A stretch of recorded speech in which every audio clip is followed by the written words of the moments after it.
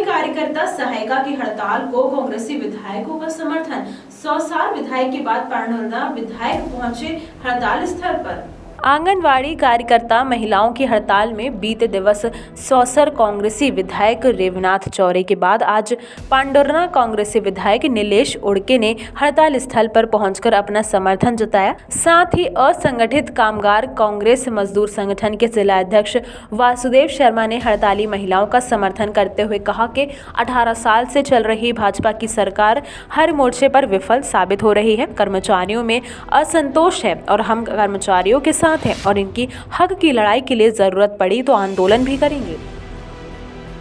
ये बोलना चाहती हूँ कि जब जो शहरी छिंदवाड़ा में अभी नगर निगम द्वारा पोषण आहार वितरण करवाया जा रहा है, पर मेरे को ये समझ में नहीं आ रहा कि 0 से 6 वर्ष की सूची तो हमारे पास रहती है, आंगनवाड़ी कार्यकर्ता के पास, आशा कार्यकर्ता के पास, पर नगर निगम वालों के पास कहाँ से है 0 से 6 वर्ष की सूची। उनसे समझ में नहीं आ रहा कि क्यों बंटवाया जा रहा है, क्या ये खाना पूर्ति के लिए बंटवाया जा रहा है, ये समझ में नहीं आ रहा कि शासन प्रशासन करना क्या चाह रहा है कि हम काम यथावत करवा रहे हैं। जब कार्यकर्ता हड़ताल में है तो अपनी मांगों को लेकर, जायज़ मांगों को लेकर हड़ताल में है, तो शासन प्रशासन क्या कहना चाह रहा है कि आप हड़ताल में हो लेकिन हम काम करवा सकते हैं। लेकिन मैं तो ये कहूँगी कि ये बिल्कुल धोखाधड़ी है, बच्चों के साथ भी और हमारे साथ भी।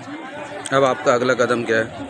अब यदि शासन हमारी नहीं सुनता है तो हम लोग उग्र आंदोलन करने के लिए अब तैयार हैं, सारी बहनें लोग। आपका नाम पर? मेरा नाम अर्चना जावरकार है, मध्य प्रदेश बुलंद आवाज नारी शक्ति की मैं कोषाध्यक्ष हूँ। आंदोलन का 17वां दिन है। 17 दिन से हमारी बहनें इस आंदोलन में बैठी हुई हैं, मगर शासन हमारी तरफ किसी भी तरीके का ध्यान नहीं दे रहा। हमारी बहनें भोपाल गईं मगर उन्हें किसी प्रकार का कोई आश्वासन नहीं दिया गया, वे वैसी ही भी वापस आई हैं। अब हम इसके आगे हमारी रणनीति ये है कि हम उग्र आंदोलन करेंगे अगर शासन हमारी नहीं सुनता है तो। शासन पहले भी हमसे 10,000 रुपये में 2 तरीके का काम करवाने का निश्चय कर चुका है। पोषण ट्रैकर ऐप डाउनलोड करो, उसमें मोबाइल में काम करो, रजिस्टर भी बनाओ। अगर रजिस्टर में काम नहीं करेंगे तो हम उसका उपयोग कैसे करेंगे। इसलिए शासन से हमारा निवेदन है कि कृपया कर हमारा मानदेय जो दिया जाता था उसको वेतन में बदलकर उसे बढ़ाया जाए। ये शासन से यही। आपका नाम और पद? मेरा नाम अंजू मिश्रा, मैं सहायक सचिव हूँ। 17 दिन हो गए आज आपकी हड़ताल जारी हुई है और सभी लोगों का समर्थन मिल रहा है। सरकार तक अभी तक क्या संदेश पहुंचा है और अगली रणनीति क्या है आपकी? अभी तक तो ऐसा लगता है कि सरकार के कानों में जून तक नहीं रहेंगी है, हमारी माननीय मुख्यमंत्री महोदय जी के कानों में।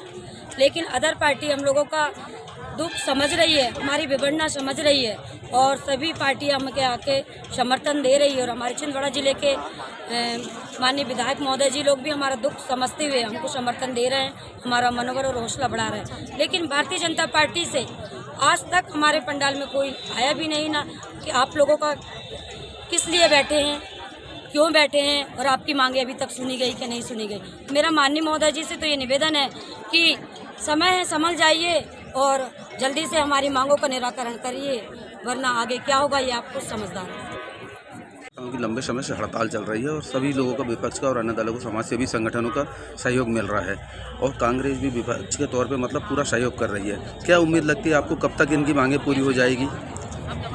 हम माननीय कमलनाथ जी और नकुलनाथ जी के निर्देश पर आज भी हम यहाँ इनके समर्थन में यहाँ उपस्थित हुए हैं। लगभग 17 दिन से हमारी बहनें यहाँ अपनी विभिन्न मांगों को लेकर बैठी हैं, लेकिन भारतीय जनता पार्टी की सरकार इनकी मांगों को सुन नहीं रही है। मेरा सरकार से निवेदन है कि हमारी जो बहनें जो मांग कर रही हैं इनको तत्काल इनकी मांगों को मानी जाए और नहीं तो आने वाले समय में हम छिंदवाड़ा से लेकर भोपाल तक इनकी लड़ाई को लड़ने का काम करेंगे। इनकी हड़ताल के बारे में आप लंबे समय से मतलब सहयोग कर रहे हैं, मनोबल बढ़ा रहे हैं, लेकिन अभी तक मांगे नहीं मानी गई है इनकी, क्या लग रहा है आपको? देखिए, आंदोलनों हड़तालों के दौरान ऐसा होता है कि जो इनकी मांगे हैं उन मांगों पूरी करने में सरकार जो है विचार विमर्श भी करती है, थोड़ा समय देती है और समय लेने के पीछे इनके कारण होते हैं कि ये अगर डर कर पीछे हट जाती है तो उनको इनकी मांगों पर विचार नहीं करना पड़ेगा। लेकिन ये जिस तरीके से यहाँ अपनी मांगों को लेकर पूरी एकजुटता के साथ खड़ी हुई है, इसके कारण ये स्थितियाँ बन रही हैं कि मध्य प्रदेश सरकार को भी अपनी चिंतन बैठक में आंगनवाड़ी कार्यकर्ताओं के बारे में विचार करना पड़ रहा है।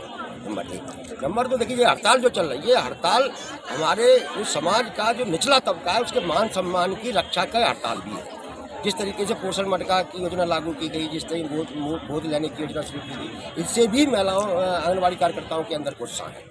ये गुस्सा निकल रहा है और ये गुस्सा अपने आक्रामक रूप में और सामने नहीं आए, उससे पहले सरकार को इनकी बातों को मान लेना चाहिए। इसी में सरकार की भी भलाई है और सबकी भलाई है, प्रशासन की भी भलाई है। हम लोग कामगार कांग्रेस की तरफ से इनके साथ हैं।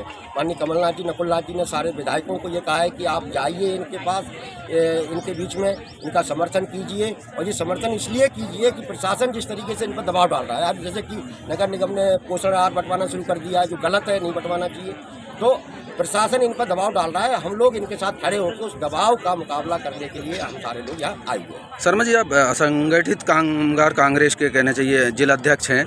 अभी हम देख रहे हैं आपके जस्ट पीछे सहकारिता समिति की भी हड़ताल जारी हो गई है, संविदा शिक्षकों ने भी लोक शिक्षण संचालनालय में की है।